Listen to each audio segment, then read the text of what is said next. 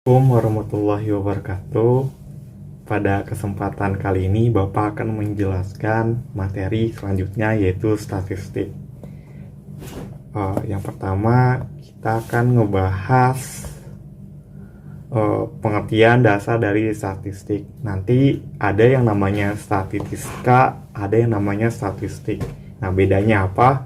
Kalau misalkan statistika adalah ilmu yang mempelajari statistik, sedangkan statistiknya sendiri adalah kumpulan fakta yang umumnya berbentuk angka yang disusun dalam daftar atau tabel. Nanti ada populasi, itu keseluruhan objek yang akan diteliti. Nanti dari populasi ini akan diambil sebagian yang disebut dengan sampel. Nanti ada yang disebut dengan data, yaitu adalah sekumpulan informasi yang diperoleh dari suatu pengamatan. Nanti unsur-unsur dari data ini disebut dengan datum. Nah, ini hanya sekedar teori, nanti kita lanjut ke berikutnya. Kejadian dan ruang sampel. Nanti ada populasi, nanti ada sampel. Nah, populasi adalah keseluruhan, sedangkan diambil untuk diteliti itu disebut dengan sampel. Nah, populasinya sendiri ini disebut dengan parameter, sedangkan kalau sampel ini adalah statistik. Nanti di sini lambangnya mu atau tau, ini ada X bar, ini simpangan baku. Oke.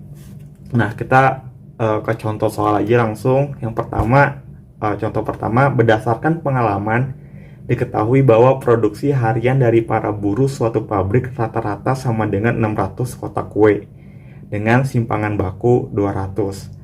Bila dilakukan perhitungan produksi dalam 16 hari yang dipilih secara acak, maka dihasilkan rata-rata 624 kotak kue dengan simpangan baku 196. Nah, dari bacaan tersebut kita dapat mengambil kesimpulan yang pertama, populasinya adalah produksi harian para buruh suatu pabrik. Karena kita sedang membahas tema produksi harian para buruh suatu pabrik. Nah, ini menjadi populasinya. Nah, sedangkan rata-rata populasi ini lambangnya dibacanya mu, ini 600. Sedangkan simpangan baku populasinya lambangnya seperti ini, dibacanya tau, ini jumlahnya 200. Nah, ini kan secara keseluruhan, nanti cuma diambil sampel sebanyak 16 hari. Nah, ini disebutnya dengan sampel. Jadi 16 hari ini adalah sampel. Nah, dari 16 hari ini nanti dapat diperoleh rata-rata 624. Ini disebutnya X bar atau rata-rata sampel. Dan simpangan bakunya adalah S196. Nah, di sini kenapa rata-rata populasi sama rata-rata sampel itu berbeda? Nah, karena memang di dalam statistik itu semua cuma dugaan dari suatu kebenaran. Nah, contohnya misalkan pada saat pemilu, ada namanya quick count kan. Nah, itu adalah statistik sebenarnya, karena dia ngambil dari sampel keseluruhan. Nanti nilainya itu berbeda sama nilai aslinya, tapi nggak bakalan beda jauh. Kayak misalnya ada intervalnya berapa, misalkan selisih kebenaran itu misalkan 0,5% sampai berapa persen gitu. Nah, itu statistik. Emang kita mencari cara cepat, tapi nggak jauh beda dengan hasil yang sebenarnya. Nah, itu adalah penggunaan statistik di kehidupan sehari-hari. Nah, selanjutnya ini ada latihan 1, nanti kalian kerjakan, nanti kalian kirim ke Google Classroom. Selanjutnya, pengumpulan data. Ini juga cuma teori. Nah, cara pengumpulan data itu adalah ada literatur, kuesioner, ada wawancara atau interview, ada pengamatan atau observasi langsung. Kemudian penyajian data. Nah, misalkan di sini ada contoh sebuah pabrik yang memproduksi sepatu ingin meneliti banyak sepatu yang cacat yang diproduksi setiap hari. Untuk itu diambil sampel sebanyak 40 hari secara acak. Berikut ini adalah data yang diperoleh hasil pengamatan tersebut. Nah, maksudnya adalah jadi sebuah pabrik ini diambil sampel sebanyak 40 hari. Jadi dia selama 40 hari ini diteliti nih, nanti yang rusak ada berapa sebanyak 40 hari. Nah, didapat data, maksudnya 0, 1, 3, jadi tingkatan rusak sepatunya. Dari yang 0 berarti nggak ada yang rusak, Terus 1 ini berarti cacatnya sedikit, nanti 2 cacatnya banyak, seperti itu. Nah, di sini didapat banyak sepatu yang cacat 0 itu ada 10. 10 ini adalah banyaknya. Terus yang tingkatannya 1 ini sebanyak 12, yang tingkatannya 2 ini sebanyak 8, seperti itu. Nah, ini cara penyajian data di buah tabel ini supaya kita melihatnya lebih gampang. Dibandingin didaftarin kayak gini, kita lebih mudah melihatnya seperti ini kan, atau seperti ini. Nah, di sini ada latihan 2, nanti juga kalian kerjakan, nanti dikirim ke Google Classroom. Di sini adalah ngetes gimana kemampuan kalian membaca tabel.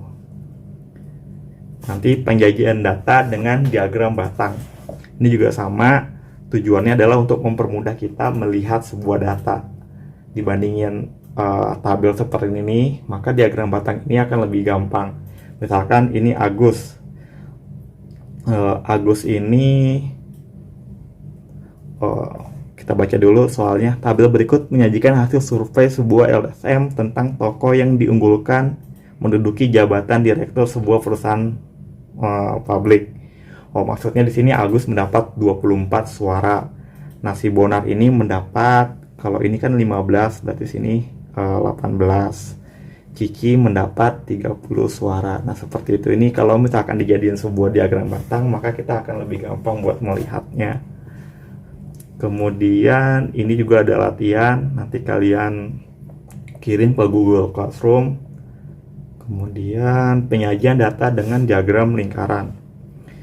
Ini juga sama, tujuannya sebenarnya untuk mempermudah kita melihat sebuah data. Nah, di sini diketahui ini masih ada hubungannya sama yang tadi soal sepatu. Di sini kita merubah, tapi kalau misalkan mau kita rubah jadi diagram lingkaran, kita harus rubah dalam bentuk sudut atau bentuk persentase. Nah, kalau misalkan kita pengen rubah jadi sebuah sudut, kita lihat frekuensinya ada berapa. Ini kan ada 10 yang tingkatannya 0. Berarti 10 dibagi sama jumlah seluruh datanya ada berapa, ada 40 dikali 360 derajat, maka dia akan mendapat proporsi 90 derajat.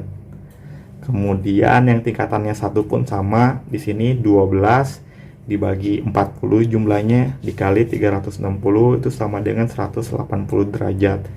Berarti kalau kita gambar seperti di samping, di sini berarti yang 0 ini besarnya 90 derajat. Ini kalau lihat ini 90 derajat. Nanti di sini 108 derajat. Seperti itu. Kalau misalkan pengen dirubah jadi persentase, kita kali sama 100%. Nah, kenapa kalau misalkan dijadiin lingkaran itu 360 derajat? Karena dalam satu lingkaran itu memang 360 derajat. Ini masih gampang. Nanti di sini juga ada soal. Soal ini buat ngetes kemampuan kalian dalam membaca sebuah tabel dalam bentuk lingkaran. Terus penyajian data dengan diagram garis. Ini juga sama, tujuannya buat mempermudah kita dalam melihat tabel. Di sini masih sama soal yang sebelumnya, masalah sepatu. Di sini kita lihat tingkatannya 0 itu ada 10, yang tingkatannya rusaknya 1 itu ada 12, yang tingkatannya 2 rusaknya itu ada 8, seperti itu sampai 5. Ini diagram garis. Nanti ini juga ada soal, nanti saya screenshot, saya kirim ke Google Classroom, kalian tinggal jawab aja. Oke, sekian sampai sini dulu untuk pertemuan kali ini. Ini kita masih bahas penyajian data. Selanjutnya kita akan mulai ngebahas hitung-hitungannya.